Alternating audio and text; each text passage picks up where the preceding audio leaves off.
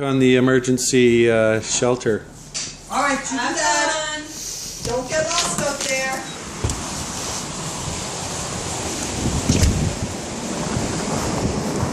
It's Sherman Belcher Road.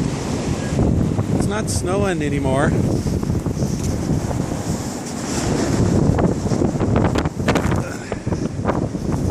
Yesterday we had this down 3 or 4 feet.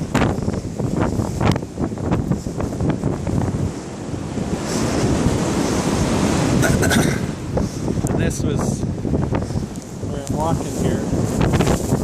Oh, so there's the back door.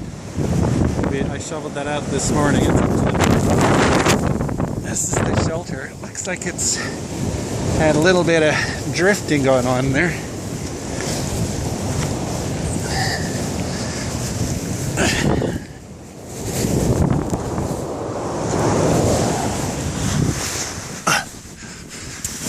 There we go.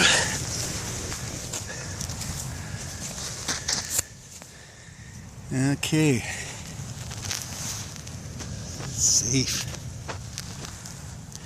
That's a little tight in here, but I'm sure the 4 of us